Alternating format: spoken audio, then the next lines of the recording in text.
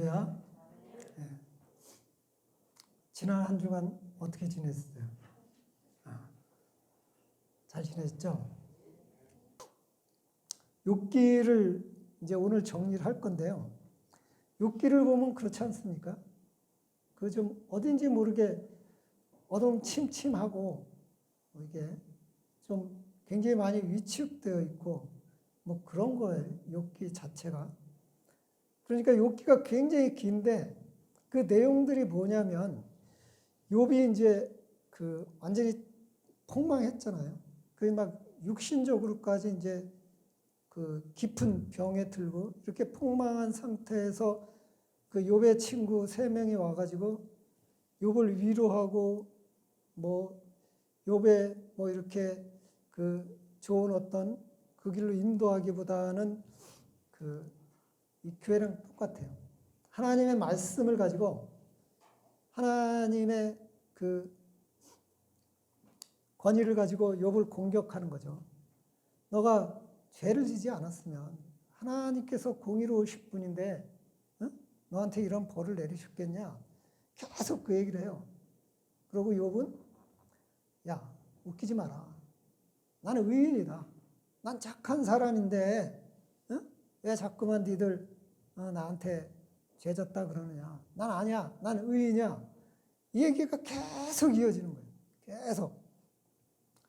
여러분, 그 어떤 그 이렇게 건전한 거, 생산성 있는 거, 그 다음에 즐겁고 행복한 거, 이거는 토론을 굉장히 많이 하면 할수록 좋아요. 근데 그 비생산적인 거, 그리고 남을 공격하는 거, 막 고통스러운 거, 힘든 거, 이런 거는 자꾸만 그 토론을 하면 할수록 더 비참한 수렁으로 빠져들어가게 돼 있어요. 지금 이들이 이야기하는 건 그 죄에 대한 거, 욥이 비참한 거 가지고 계속 토론을 하다 보니까 나중에 막 욥이 이제 화가 막 너무 나가지고 하나님까지 막 원망하는 거예요. 내가 선하고 내가 착한데 하나님 어디 가셨습니까? 하나님하고 너무 멀어서 내가 하나님하고 대화할 수도 없습니다. 이러는 거예요. 정말 하나님하고 욥하고 거리가 뭔가요?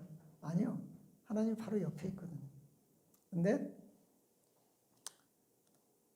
이들이 이러는 건 욥의 주제예요. 영적인 세계를 몰라서 그래요. 오직 내 생각, 오직 내 환경, 내 눈에 보이고 내 귀에 들리는 감각적인 것만 생각하니까 그래요. 우리 교인들이 거듭나지 않고 깨달음이 없고 변화가 되지 않는 것, 그것은 내 눈에 보이는 어떤 성경, 뭐 부모를 공격하라, 뭐 내 이웃을 뭐 막 이런 얘기 많잖아요. 근데 그게 그 어떤 영적인 어떤 터치를 받지 않고 자기의 지식과 자기의 능력, 자기의 생각으로 하나님의 말씀을 자기 안에 가둬버리니까 능력이 나오지 않는 거예요. 세상에 나가서 전혀 말씀이 살아있지 못한 거예요. 그러니까 자기 자신은 교회 와서만 거룩한, 그리고 세상에 나가면 세상 사람들과 똑같은 그런 이제 상황이 반복되는 거예요. 이 욥이 4,000년 전의 일이지만 지금 우리하고 똑같은 거예요. 이 욥기를 보면 세 친구하고 욥의 얘기는 계속 하나님 말씀을 가지고 서로 논쟁을 벌이는 거예요. 교회도 그렇지 않아요. 하나님 말씀 가지고 계속 논쟁을 벌이는데 여러분, 그 쓸모없는 거 아니에요. 정말 밖에 나가서 하나님이 원하시는 세상의 소금, 세상의 어떤 촛불, 살아있는 그것을 하나님께서는 원하시는데 이 안에서 계속 말씀만 토론하고 그리고 밖에 나가선 정작 하나님의 말씀을 전혀 실행하지 않고 자기의 이익을 대변하기에 급급하지 않아요. 이게 우리들의 신앙의 모습인 거예요. 이게 그 모습을 이제 그 욥기를 통해서 욥과 욥의 친구를 통해서 우리한테 이제 보여주는 거죠. 이게 오늘날 교회의 어떤 그 현실인 거예요. 교회가 요새 핍박받거든요. 정부로부터 핍박받고 세상으로부터 핍박받아요. 근데 그 원인은 교회가 제공한 거라니까. 교인들이 교인다운 모습, 그런 게 하나도 보이지 않잖아요. 오히려 교인들이 더 세상보다 야갑빠졌잖아요. 교인들이 야구면 안 된다니까. 교인들은 손해를 좀 볼 줄 알아야 돼요. 그리고 말을 많이 하면 안 되는 거고. 근데 그 교회 어떤 조직과 이런 것들이 그래도 이렇게 막강하잖아요. 그 조직을 이용해서 막 세상과 같이 막 싸우고 이러니까 그렇잖아요. 이게. 그 교회가 이제 세상의 적이 돼버린 거죠. 이게. 지금 코로나 시대 때 이 교회에서 감염이 계속 나오잖아요.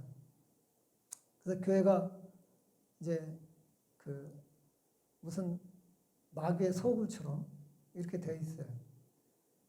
예인이도 회사에서 그 교회 다니는 사람 손들어 그래가지고 손들고, 그러니까 특별 관리 대상인 거죠, 교인들이. 이게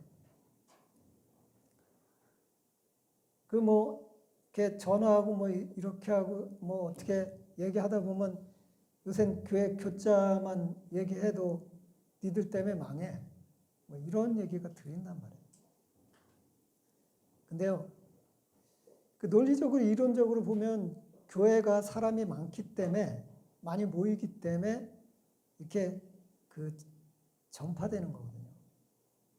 교회의 어떤 그 죄라고 할 수 없거든요.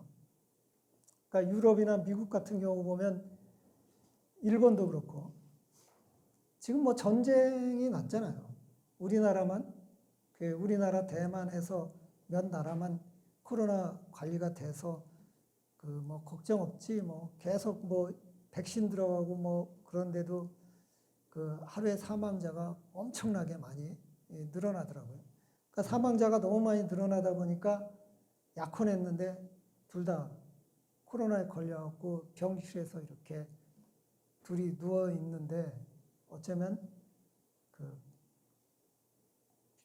죽어가면서 결혼해야 되는 그런 그 상황까지도 지금. 그러니까 우리는 잘 인식을 못해요. 왜냐하면 그렇게 많이 걸리지도 않고 그렇게 막 죽지도 않은데, 유럽 같은데 한 나라에 하루에 몇만 명씩, 그러고 하루에 몇백 명, 몇천 명씩 죽어나가기 시작하면요, 그 당하고 있는 국민들, 그 다음에 그거를 지켜보는 의료인들의 입장에서 보면요, 두렵지 않겠어요? 우리는 지금 전혀 두려워하지 않아요. 젊은이들도 두려워하지 않고 저도 두려워하지 않아요. 당하지 않기 때문에. 근데 그들은 굉장히 두려워해요. 그게. 그런데도 여전히 마스크 안 쓰고 술 퍼마시고 잘 놀더라고요. 근데 두려워하면서.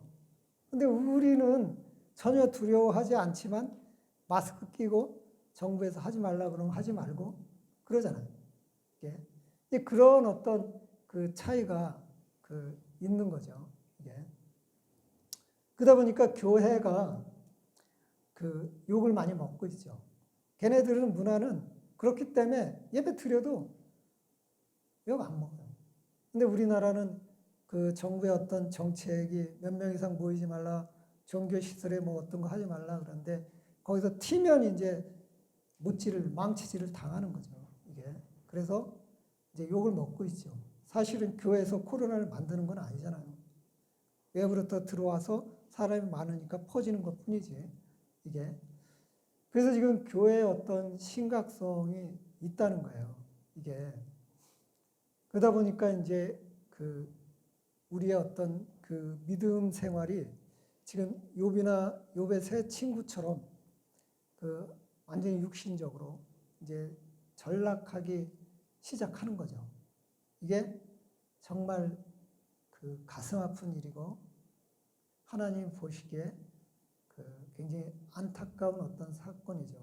그래서 우리가 욥기를 통해서 이 세상에는 우리 눈에 보이는 감각적인 거 말고도 영적인 눈으로 봐야 되는 어떤 세계가 있다. 그러니까 이 바이러스에 대해서 우리가 실망하거나 희망이거나 그럴 필요 없다는 거죠. 그냥 우리는 현실에 묵묵히 그냥 주어진 일에 그 감당하면 되는 거죠. 예. 근데 미리미리 걱정하고 또 예측하고 단정을 해서 내 인생을 확 움츠려들게 하면 안 된다는 거죠. 이게. 그러니까 이 세 사람이 그 네 사람이죠. 여기까지 이런 얘기를 하는 거죠. 이 세 사람은 계속해서 욥한테 넌 죄 때문에 그렇게 대싸고 공격하고 욥은 아니야 나는 의인이야 절대 그럴 리 없어라고 이제 얘기를 하는 거예요. 그러다 보니까 32장을 한번 보실까요? 32장. 32장을 보면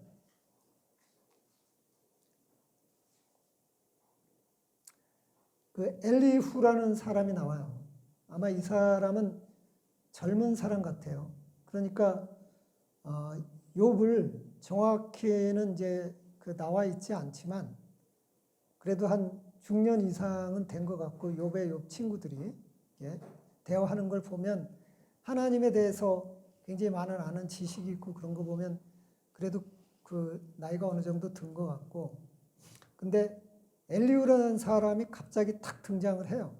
그들 대화하는 거를 한참 듣고 있다 보니까 기가 막힐 노릇인 거죠. 그러니까 이 엘리후도 아마 교인이었던 것 같아요. 그러니까 교회에서 막 권사들하고 장로들하고 목사하고 막 네가 잘했니 내가 잘했니 너 막 이러고 막 싸우고 있으니까 젊은 청년이 있다가 저것들이 저 무슨 짓 하는 거야 하고 툭 튀어나와 갖고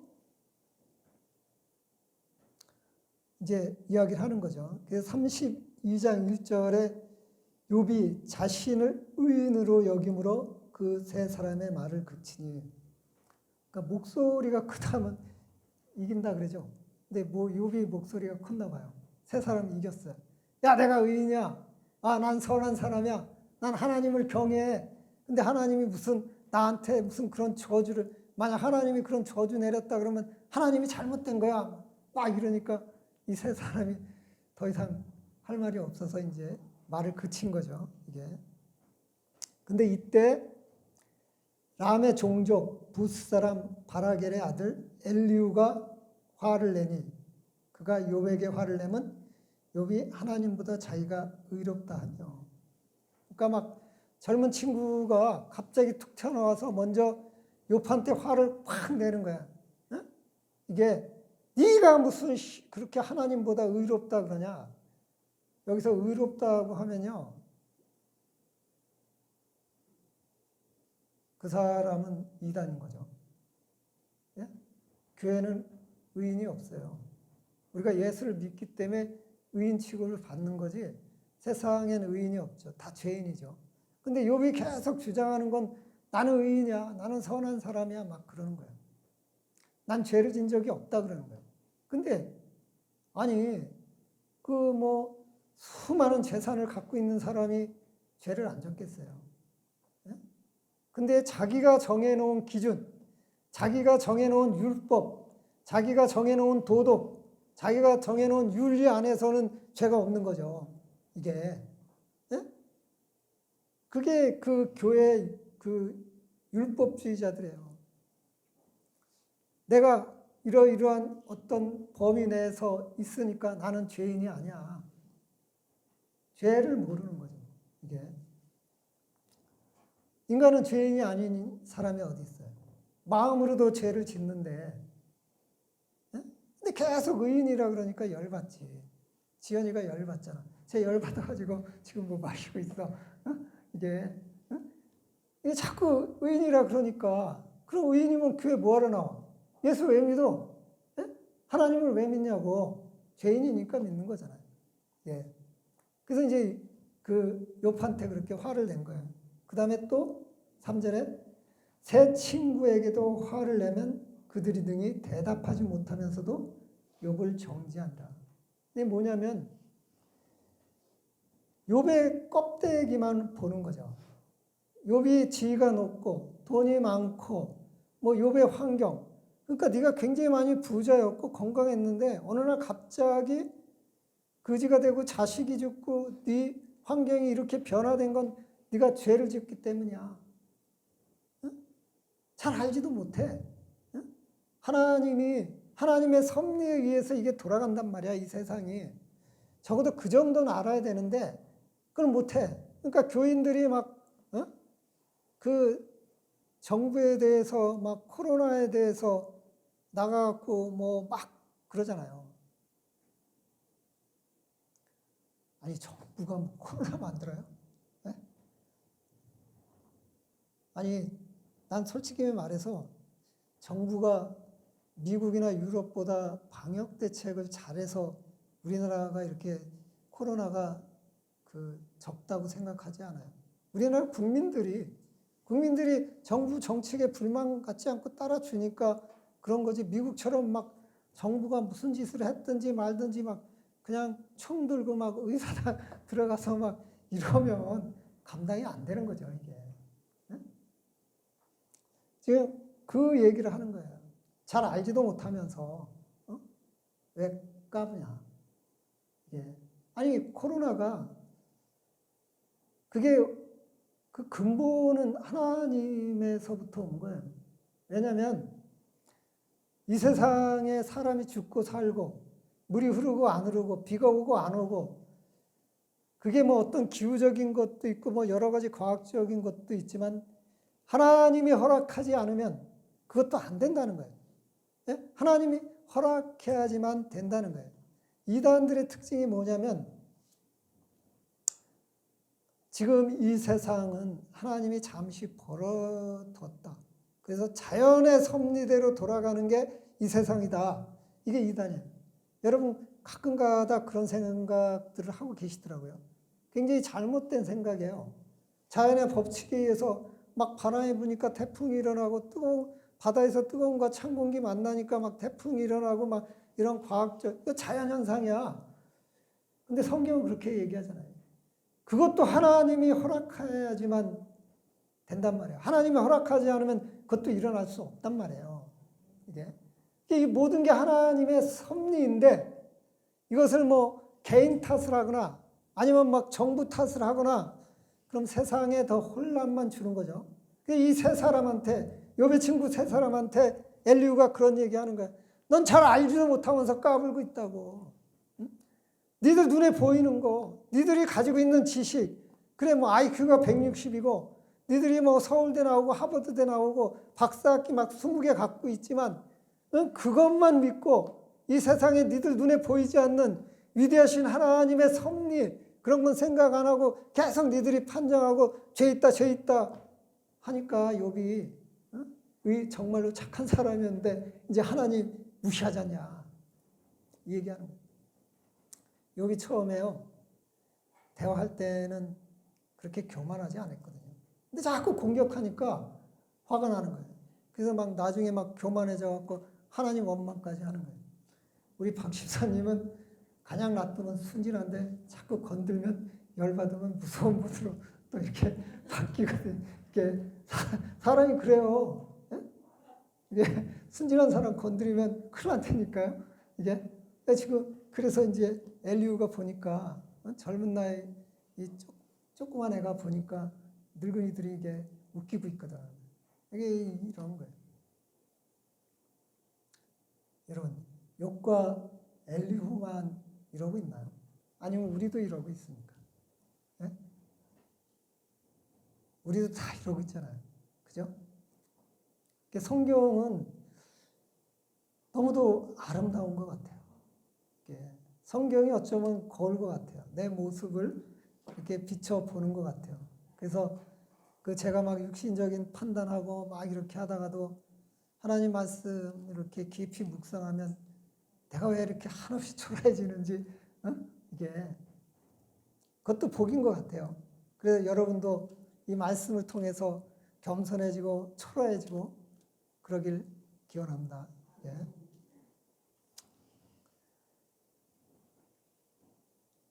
그러면서 이제 그 엘리후의 정체에 대해서 이제 이래요. 나이가 이 네 사람보다 어리다는 거죠. 이게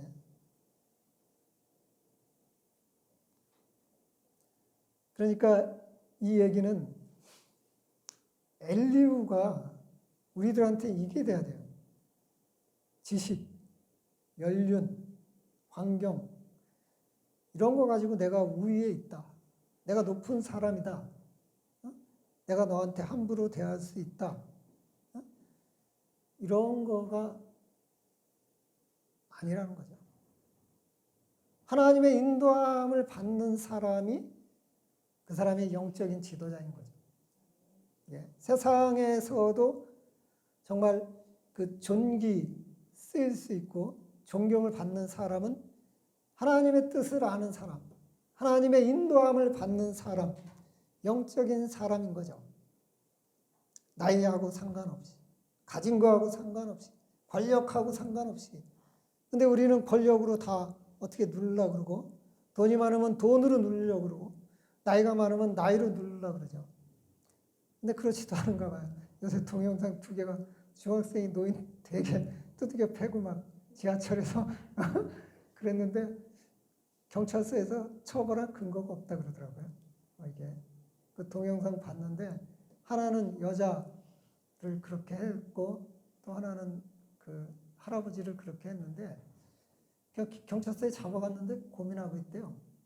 그 뭐 처벌이 잘 안 되나 봐요. 이게 좌우지간 그 세대가 가면 갈수록 요상해지는데 교회 책임이에요. 여러분 책임이라니까요. 이런 어떤 그 지식과 교훈을 자녀들에게 전해주고 우리가 그 삶을 살았으면 그렇지 않은데 우리가 자꾸 인생의 목표를 최고 좋은 대학 가야 되고 좋은 직장 가야 되고 예? 높은 자리에 앉아야 되고 집 한 채 있어야 되고 예? 그런 것만 가르치잖아요. 부동산 정부에서 아무리 해도 안 돼요. 왜? 젊은이들 사이에는 집 없으면 결혼도 안 하려고 그러잖아요. 이미 머릿속에 집이라는 게 사람들 앞에 떳떳함을 나타내는 그게 되었고 재산 증식의 한 요소로 자리 잡고 있는데 누가 통제한다고 그게 되겠어요? 우리들 잘못인 거죠. 우리들이 어렸을 때 좋은 집, 내 집이 어디 있어요? 그때 제가 아마 고등학교 때만 해도 집 한 채가 400만 원뿐이 안 했을 것 같아요. 이게. 근데 그 400만 원이면 그렇게 큰 돈도 아니었는데 그렇게 가난했어요. 그래도 우리는 행복했는데 지금은 이제 기준이 바뀐 거죠. 누가 그렇게 기준을 만들었을까요? 우리들이 그렇게 만든 거예요. 왜? 너무 없이 살다 보니까 없는 데서 높은 데 올라가다 보니까 무슨 짓을 해서라도 자녀들 고생은 나처럼 안 시키려고 그 이상한 그런 거에 이제 당한 거죠. 너무 힘들게 살다 보니까. 그 자녀들한테도 최선을 다해라. 최고가 되라. 이러다 보니까 도덕과 윤리와 이 말씀이 그들에겐 이제 쓰레기와 같은 거죠. 왜? 최고가 되는데 걸림돌이 되거든요. 이게 그래서 영적인 분별력이 필요한 시대인 거죠. 예. 그러면서 이제 엘리후가 8절에서 이런 얘기를 해요. 그러나 사람의 속에는 영이 있고 정능자의 숨결엔 사람에게 깨달음을 주시나니 어른이라 지혜롭거나 노인이라 정의를 깨닫는 것이 아니니라. 좀 전에 우리가 나누었던 그런 거죠. 예. 그러니까 높고 낮은 누가 더 영적이냐, 누가 더 하나님을 계시를 받느냐, 이것이 정말 우리의 삶의 목표이고 우리 삶을 행복하고 기쁘게 하는 것이지, 내가 나이가 많고 배운 게 많고 돈이 많고 권력이 높은 게 그게 내 행복을 결정하는 건 아니다. 영적인 사람이 아니다. 하나님의 성령이 우리 안에 있는데 그 성령의 인도하심에 따르는 삶은 그 삶이 아니다. 이런 거를 지금 이야기하고 있는 거죠. 예. 우리가 정말 그 우리 안에 계신 하나님, 성령님과 교제하기를 원합니다. 그러면 감각적인 거를 다 버려야 돼요. 자, 33장 15절 볼까요? 33장 15절. 사람이 침상에서 졸며 깊이 잠들 때나 꿈에나 밤에 환상을 볼 때 그가 사람의 귀를 여시고 경고로서 두렵게 하시니. 자, 이 얘기를 그냥 이렇게 그 문자적으로 얘기하면 성경의 구약 성경에 거의 꿈 뭐 이런 걸 통해서 하나님이 등장하죠. 그렇게 이제 해석할 수도 있어요.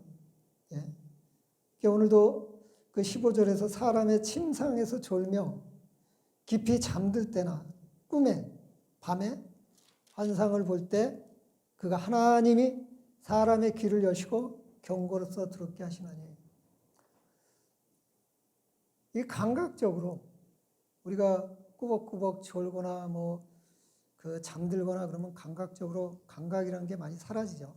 그래서 지금은 돌아가셨는데 그 안타까운 분이 돌아가셨죠. 가나안 농군학교라는 게 있잖아요. 그게 들어보셨죠? 거기는요, 밥 조금 주고 하루 종일 일 시켜요. 사람이요, 육체적으로 고난하면 그 감각이 다 사라져 버려요. 그때 이제 기도를 시키고 그러거든요. 예. 그러니까 우리가 내 생각이 살아있으면 하나님과 만나기 힘들어요. 근데 내 생각이 내려져 있을 때, 그때 하나님이 활동하시는 거죠. 그러니까 여러분은 정말 바쁘잖아요. 잠시 저녁 때라도 혼자만 조용하게 가장 편한 자세로 1시간이고 뭐 30분이고, 제가 볼 때 30분은 좀 적은 것 같고 1시간 이상 혼자 그냥 별로 오만 가지 생각을 하면서 하나님 앞에 울기도 하고 하나님 앞에 웃기도 하면서 그 영적인 어떤 감각을 키우면 어느 날 갑자기 여러분들 귀가 열리고 눈이 열릴 겁니다. 그럼 세상을 다른 눈으로 보게 돼요. 다른 눈으로. 이 세상 잠깐 왔다 갈 수 있는, 내가 내일 아침에 눈을 뜰 수 없을 수도 있다는 걸 깨닫게 돼요. 그러면요, 여러분은 그렇게 행복할 수가 없습니다. 이 욕심 때문에 여러분들을 힘들게 하는데, 이 욕심은 내가 영원히 죽지 않고 살 것 같으니까 욕심이 있는 거예요. 근데 내가 내일 죽는다고 생각하면 이 욕심이라는 거 없다니까요. 이게 살아있기 때문에, 자아가 살아있기 때문에 욕심이 있는 거죠. 이게 우리는 항상 영적인 신앙생활을 위해서는 여러분들 막 그 기도원이나 부흥회 막 가면 막 이러고 막 박수치고 막 이러고 막 이러잖아요. 그 감정 건드리는 거예요. 감정. 그런다고 해서 뭐 여러분 밖에 나가면 우울증 걸려요. 연예인들이 왜 우울증 걸리고 목사님들이 그 월요일날 왜 괴로워하는 줄 아세요? 그냥 콘서트 여는 거야. 막 이게 목사들도 막 수천 명 데려놓고 콘서트 열다가 그 다음날 혼자 딱 되면 꽉 차있던 게 갑자기 다 없어지고 자기 혼자 딱 있으니까 마음이 공허해져가지고 그냥 우울증이 딱 오잖아요. 그런 건요, 하나님과 교제가 아니에요. 하나님과 교제는요, 내 마음이 진실할 때, 그때는요, 정말 고요함이 찾아옵니다. 그냥 감정을 막 그냥 흥분시키고 감정을 막 이렇게 끌어올리고, 그건요, 여러분들 위험할 수가 있어요. 예. 그래서 감각적인 걸 내려놓고 하나님과 교제하는. 그래서 이 코로나 시대 때 여러분들이 정말 그 자꾸 신앙에서 멀어져 갈 때, 예배에서 멀어져 갈 때 여러분들이 자꾸 회개하고 하나님과 교제하고 그러면서 내 이웃을 이렇게 둘러보는, 그리고 또 내 자신이 침체되고 우울해하지 않도록 하나님이 주신 이 아름다운 동산 여행도 가시고, 뭐 코로나를 피해서 뭐 스포츠 즐길 수 있으면 그런 것도 즐기고 이러므로써 우리 하나님이 만드신 인간의 창조 목적이에요. 사람들은 이렇게 생각해. 교회 다니고 뭐 교인이고 진짜 그 장로고 목사고 뭐 권사고 이러면 거룩하고 아무것도 하지 말고 막 예배만 막 드려야 되고 기도만 막 해야 되고. 근데 하나님 그러려면 인간을 뭐하러 만들었어요? 네? 창세기에 인간을 만든 목적이 나오잖아요. 번성하라. 네? 생육하고 뭐 번성하라. 그 다음에 하나님이 만드신 모든 것을 다스리라. 뭐 그렇다고 해서 도박하고 뭐 그 과하게 그 회사도 때려치고 뭐 학교도 때려치고 놀라는 건 얘기는 아니고요. 그렇게 그 인간을 만들었다는 거예요. 그래서 그런 거 안에서 깨달음이요. 그 엘리후가 그런 얘기를 쭉 하는 거예요. 이게 그러면서 38장을 볼까요? 38장. 이제 그 하나님이 탁 등장을 해요. 마지막으로 하나님이 탁 등장해서 그때 여호와께서 폭풍우 가운데서 욥에게 말씀하여 이르시되, 그렇죠? 그러니까 하나님의 등장은 항상 이렇게 소란스러워요. 그러니까 시내 산에서도 하나님이 등장할 때 막 그랬죠. 그게 지금도 폭풍우처럼. 그러니까 하나님은 우리가 이렇게 생각할 수 있는 그런 어떤 상태가 아니라는 거죠. 그러니까 우리가 이런 감각 가지고는 하나님을 만나볼 수 없다는 거예요.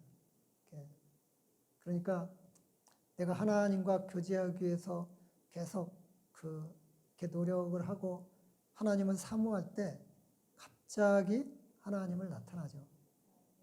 제가 한번 경험을 한 적이 있거든요.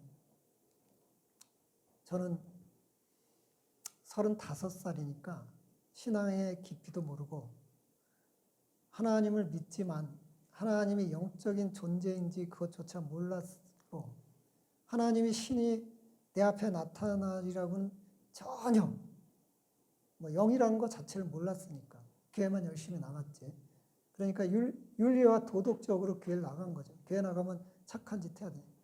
근데 어느 날 기도실에 탁 들어갔는데 하나님을 만난 거예요. 내 마음을 내 마음대로 조정할 수가 없어요. 내 몸을 내 몸대로 조정할 수 없어요. 그냥 막 한없이 막 울음이 터져 나오고 막 앞에 막 시뻘건 불덩어리들이 나오는데 내가 어떻게 감당할 수 없는 그런 사건이 이렇게 터지더라고요. 이게. 그런데도 너무 지식이 없어서 너무 이 영적인 교육을 받지 못해서 그냥 지나쳐 버렸어요. 지금 생각하니까 그때 하나님 나한테 그냥 천리를 볼 수 있는 능력을 주세요. 막 엘리사처럼 내가 막 한강을 막 건너갈 수 있는 능력을 주세요 하고 매달렸어야 되는데 아무것도 몰라서 그 현상을 1시간 동안 이렇게 체험하고 그러고 그냥 끝나버렸거든요. 나중에 또 그런 것들이 찾아오긴 했지만 그래서 하나님이 우리 안에 그렇게 그 등장하실 때가 있는데 여러분은 그때를 놓치시면 안 되는 거죠. 이렇게. 그래서 하나님이 욥에게 그렇게 등장해서 뭐라 그러냐면 무지한 말로 생각을 어둡게 하는 자가 누구냐. 영적으로 아무것도 모르면서 너희들 육신적으로 눈이 달렸다고 귀가 있다고 들리는 대로 네 눈에 보이는 대로 그렇게 무지하게 해서 니들 마음을 생각을 어둡게 하는 자가 누구냐 이렇게 물어보는 거죠. 4명한테 얘기하는 거예요.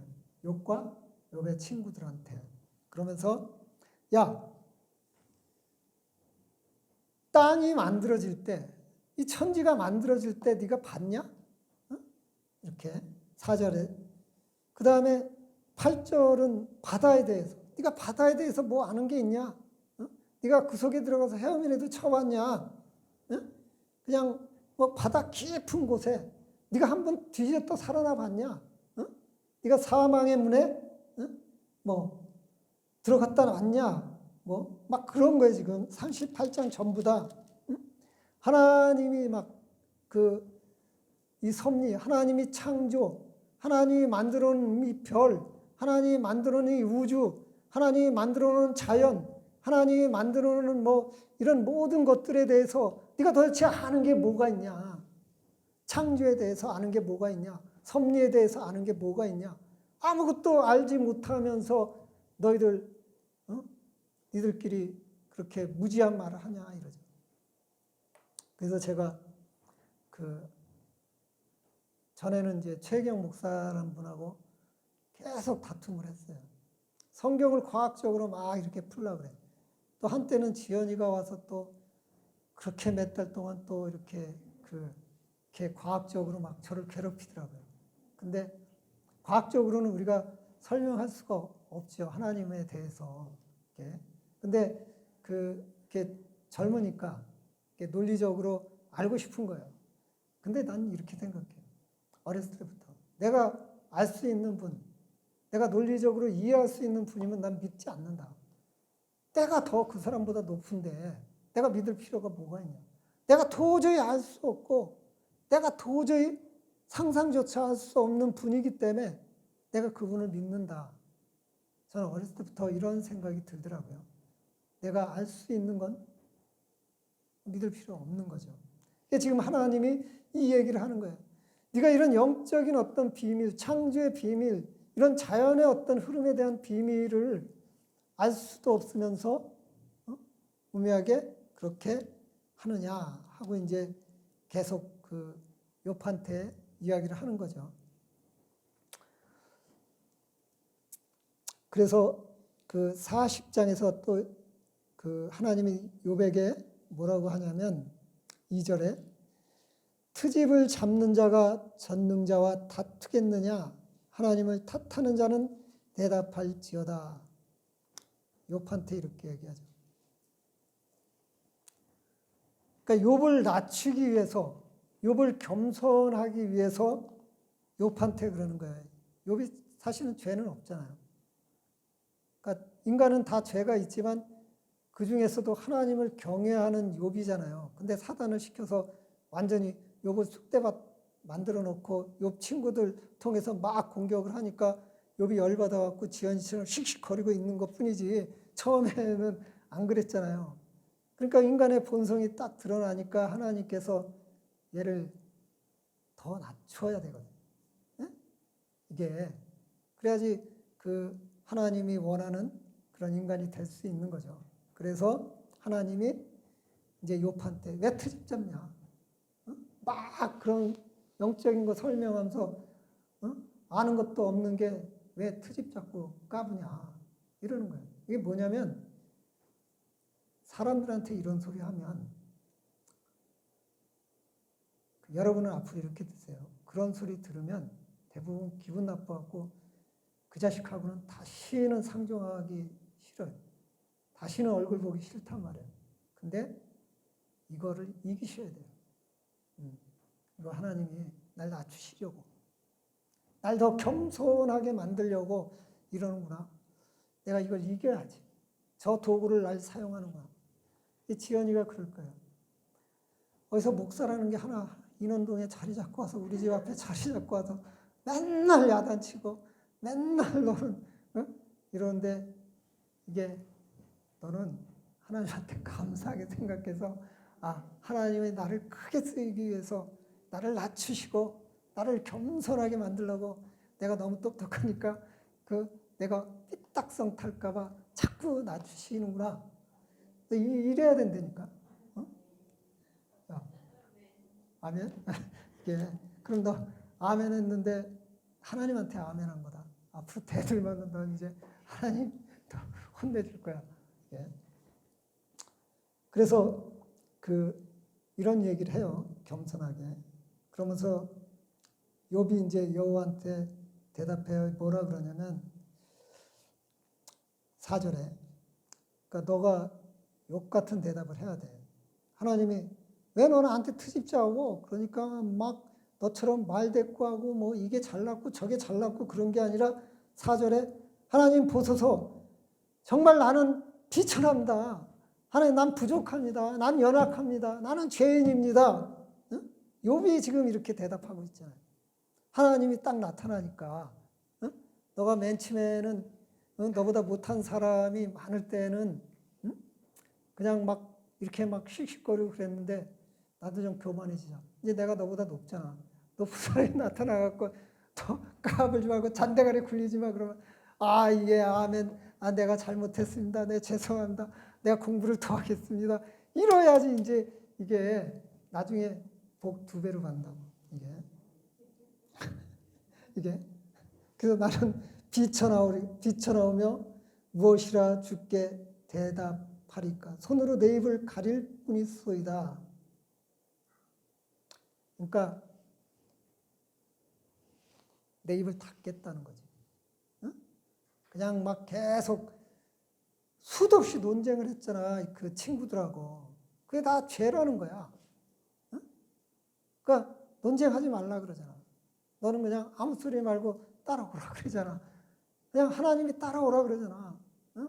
남들이 너한테 상처 줘도 그거 다 대꾸도 하지 말고 그냥 묵묵히 따라가라 그러잖아. 그래서 5절에 내가 한 번 말하였사온즉 다시는 더 대답하지 아니하겠나이다.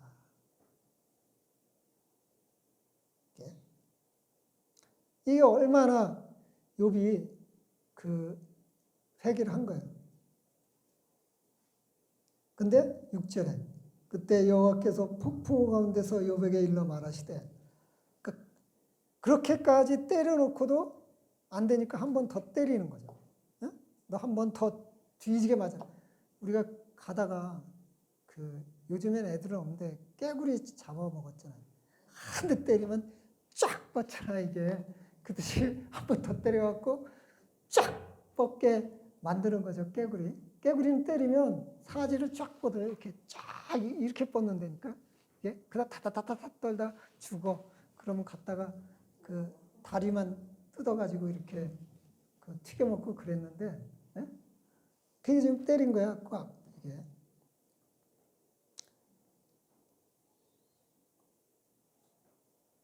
그래서 우리가 자꾸 매맞고 이러는 것들이 그게 그 사단이 와서 그럴지언정 아니면 어떤 현상에서 그럴지언정 그거는 우리 연단시키는 거예요. 왜? 아버지가 하나님이잖아요. 하나님이 우리 아버지인데 하나님이 그냥 놔두겠어요? 그 사단한테 전제 조건이 뭐예요? 생명은 건드리지 마라. 왜? 회복시켜야 되니까. 걔가 막 연단된 다음에 회복시켜야 될 거 아니야. 걔 돼지도록 두들겨 패가지고 걔가 완전히 초죽음이 돼서 그냥 깨달음이 와갖고 하나님 나 잘못했습니다. 아, 내 인생을 불쌍히. 그러면 하나님이 세우실 거 아니에요. 근데 계속 뺀질뺀질거리면서 왜 때려. 야 내가 이러면 죽는 거지. 뭐 10년이고 20년이고 계속 고생문이 훤한 거지. 빨리 항복해야지. 빨리. 그러니까 막 맞으면 맞을수록 빨리 항복해야지. 이게 여러분 제가요 그 17년 전에 어떤 목사가 목사 되라고 그러더라고요. 그래서 말 같지도 않는 소리 하네. 그런데 너무 힘들어서 목사 되기로 했는데 좀 다니다 말고 또 심심해서 좀 다니다 말고 그러다 보니까요 10년 동안요 개고생하더라고요. 차라리 그때 그냥 열심히 했으면 지금쯤 교회도 한 개척한 지 10년도 넘었을 텐데 말을 안 듣고 내 생각 가지고 야 목사는 그냥 수능 봐가지고 정상적인 신학교 들어가서 그 다음 쭉 해야지. 이건 뭐 사업하고 신나게 놀다가 어느 날 갑자기 아프니까 목회하는 거 꼭 사기꾼 같더라고요. 이게 그래서 하나님 아니야. 이건 아니니까 딴 사람 시켜. 난 아니야. 근데요 안 되는 거예요. 여기 주어도 있고 사모도 있지만요 돈이 있었어요. 그래서 뭐 딴 거 할 수도 있었는데 사업도 한 3년 한 것 같아요. 안 돼요. 어쩔 수 없이 이 길을 갈 수밖에 없게 만들어요. 그러니까 이거는 하나님 외엔 답을 낼 수가 없는 거예요. 무슨 방법을 다 써도 안 되는 거예요. 안 되는 건. 그래서 여러분 인생, 여러분이 노력해서 사는 것 같지만요. 그렇지 않아요. 반드시 그 안에 하나님의 섭리가 있어요. 그 섭리 반대 방향으로 갈 때 여러분 돼지게 터지는 거예요. 이 욥처럼. 근데 그것이 바로 연단이라는 거예요. 여러분 죄 때문에 그런다고 생각하면 그 순간 패배자 되는 거예요. 인간은 누구나 다 죄진다니까요. 아, 이건 연단이다. 어? 그래, 내가 교만해서 그렇다. 내가 낮아지지 않아서 그렇다. 아, 이건 내가 하나님과 교제하기보단 세상과 교제하기 때문에 하나님을 날 더 크게 쓰시기 위해서 이런 불순물들을 걸러내야 되기 때문에 쇠가 더 단단해지기 위해선 뜨거운 불에 달궈서 계속 두들겨서 불순물을 걸러내듯이 하나님은 날 계속 연단시키기 위해서 나한테 이런 환난이 있다. 이게 우리 믿는 사람의 답인 거예요. 이게 없다 그러면 믿는 사람이 아닌 거예요. 왜냐하면 하나님이 우리 아버지시고 하나님이 내 안에 계신데 내가 이까지 고난 때문에 내 인생을 포기하는 건 귀신의 유혹인 거죠. 하나님은요, 절대 우리를 죽이지 않습니다. 연단시키는 것뿐이에요. 사랑의 매를 드신단 말이죠. 그래서 실컷 두들겨 맞고 난 다음에 욥이 42장을 볼까요?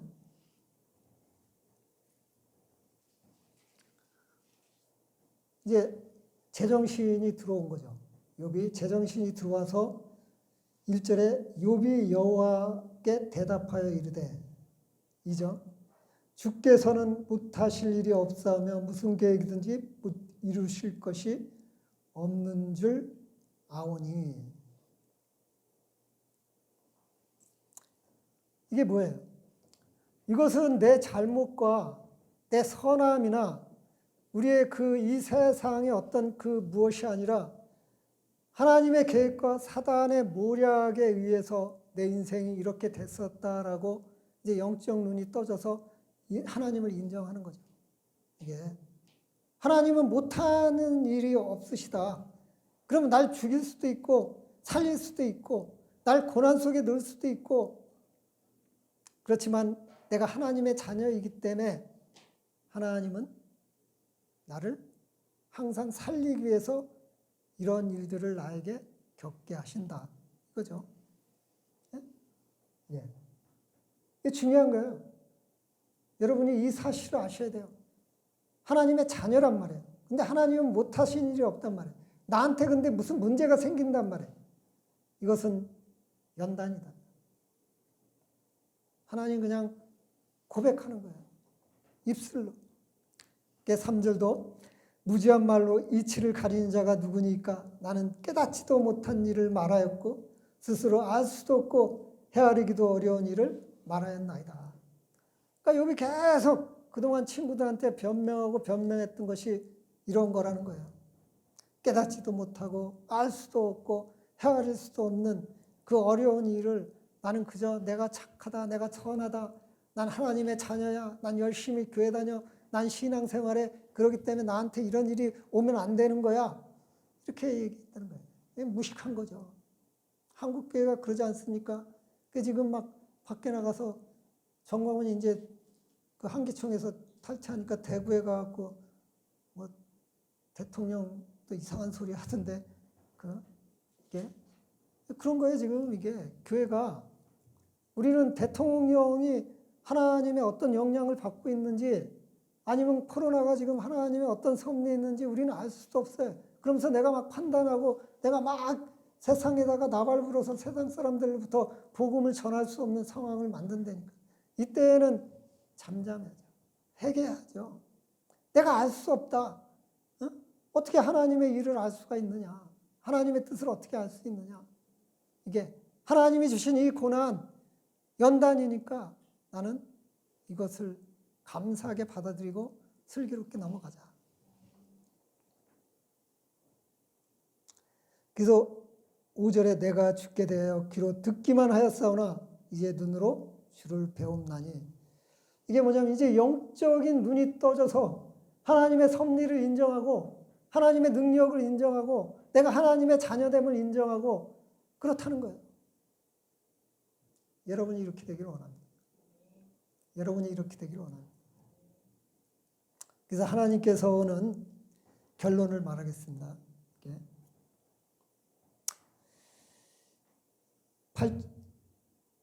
8절에 너희를 위하여 번제를 드리라. 그러니까 예배를 드리라. 예배 외에는 아무것도 하나님을 기쁘시게 할 수가 없다. 예배 외에는 하나님의 일을 알 수도 없다. 예배 외에는 성령의 인도하심을 받을 수가 없다. 그러면서 욥에게 10절 욥이 그의 친구들 위하여 기도할 때 여호와께서 욥의 공경을 돌이키시고 여호와께서 욥이 이전의 모든 소유보다 갑절이나 주신지라. 그러니까 회복이 되었는데 갑절로 회복되었다는 것이죠. 시간이 너무 멀리 갔기 때문에 중간에 좀 이렇게 중요한 것들 몇 개 빼먹었는데 이렇게 우리가 그 영적인 회복이 이루어질 때는 우리의 모든 것들이 갑절로 회복되어진다는 것입니다. 오늘 말씀을 통해서 우리가 유튜브로 이제 계속 이게 말씀이 놓였거든요. 우리가 신앙생활을 어떻게 해야 될지, 세상을 어떻게 바라봐야 될지, 세상의 적은 어떤 건지 그런 거를 여러분들이 아셨어요. 세상의 적은 우리 인간이 아니에요. 인간은 소중한 우리와 같은 하나님이 사랑하는 사람이고 사단이 우리 적인 거예요. 사단이 그 사람 마음을 통해서 나를 공격하는 거예요. 그래서 그 인간을 미워하지 마시고 그 사람 마음속에 있는 사단을 여러분이 공격을 해야 돼요. 그 방어를 해야죠. 그런 삶을, 귀한 영적인 삶을 이 바이러스 시대에, 그래도 올 한 해 정말로 이 바이러스를 견뎌낼 때 하나님의 그 말씀, 그리고 기도, 또 이웃에 대한 배려와 존중, 그래서 내 생활의 윤택함, 그래서 행복한 크리스찬, 그 삶을 가지고 여러분과 제가 살기를 간절히 기원합니다. 기도하겠습니다.